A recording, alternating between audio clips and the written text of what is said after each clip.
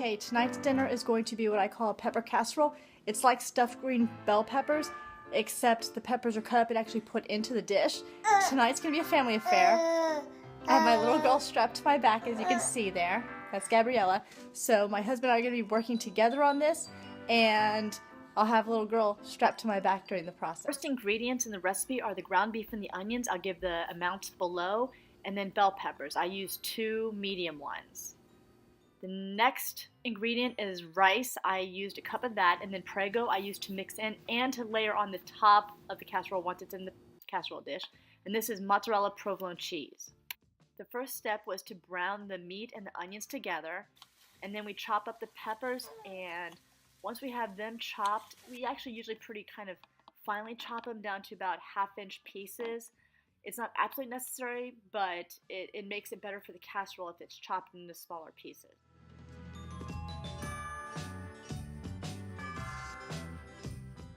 For the next step, fill a pot with water and then dump all the cut up peppers into it. I usually bring it to a boil on high because you want the peppers to be tender, and it's not like you need to cook them slowly. And this is a view into the peppers actually getting ready to boil in the pot. The next step is measuring out the water for the rice, and then the rice itself. I do a ratio of 1 cup of rice to 1 cup of water. You could do 2 cups of rice to 2 cups of water, but that's what I'm doing here, is pouring out the rice and making sure it measures out correctly. Okay, so right now we have the beef with the onions warming up and getting ready to be put together in the meal. Back here is the water that I'm heating for the rice. I'll bring it to a boil, then I'll add the rice and go from there because I'm using the minute rice that is 5 minutes cooking once the water is boiling and then 5 minutes simmering. And these are the peppers cut up and in the water, and they're just starting to boil. So once they get to a good boil and the peppers get tender, I'll turn off the burner and I will drain the water, and all this will end up going into this pot here. I'll mix it all together and add the sauce, and then we'll go from there. So now that the water is boiling, I'm going to go ahead and add the rice to it.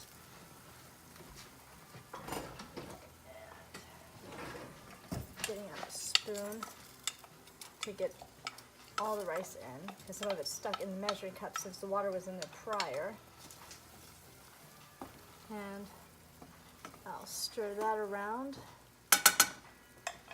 And then as that comes to a boil, I will turn off the burner for that and put a lid on it.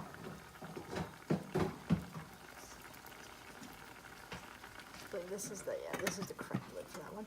So now I'll turn that one down. Let's see here, it's this one here. I'll turn that one down to about a 2. That should work. And then I'm going to set the timer for 5 minutes. When the 5 minutes are up, I will turn the burner off and it'll sit there for another 5 minutes. I'll stir it in between. So the first 5 minutes will be up. I will take the lid off, stir it, put the lid back on, put it on for another 5 minutes, and that's the last bit of the cooking for them. Okay, so you see the peppers boiling here. So I turned off the burner, took them over to the sink and drained them, and I put them back on the stove. I actually ended up moving them back to the front of the stove because the back burner was still hot. Okay, so now I'm adding the peppers to the hamburger.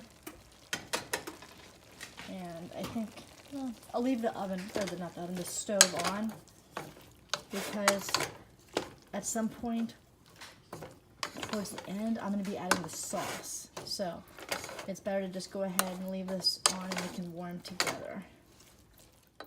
Okay, so I already let the rice cook for 5 minutes, took the lid off, stirred it, reduced the heat to off, and then let it sit another 5 minutes. So now I'm adding the salt and the pepper and the garlic salt to the rice, because I always make sure to season it before I put it in the pot with the beef and the peppers. And there's the garlic salt that I'm putting in.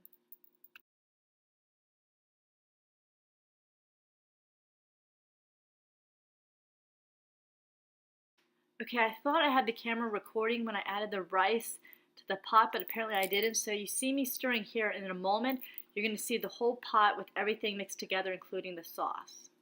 Okay, this is mixing everything together, including the sauce. I actually used part of it in a container that was almost empty, and now this is me adding more sauce to the dish. This is a view from the top so you can see what it all looks like mixed together and roughly how much sauce should be in there.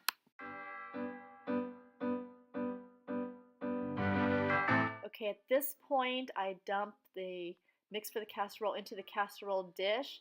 Normally I would pour a layer of sauce on the top and then add cheese, but I forgot to do that. My husband reminded me of it after I had it in the oven, so I had to pull it out. Then he poured a layer of sauce on top and added another layer of cheese. And I have to say, it turned out way better than previous ones we've done where it was just sauce and then cheese on top. So you might want to try that, putting cheese on, then sauce, and then cheese on top of that again, and then into the oven at 350. After roughly 30 to 35 minutes, depending on your oven, you're going to want to take the casserole out. I set mine on top of the stove, and then I turn the oven off, and I let it cool for anywhere from 10 to 15 minutes so that the sauce isn't runny and the cheese all sticks together. Okay, this is what it looks like coming out of the oven. It looks absolutely delicious, and I'll also show you what it looks like when it's served up out of the casserole dish.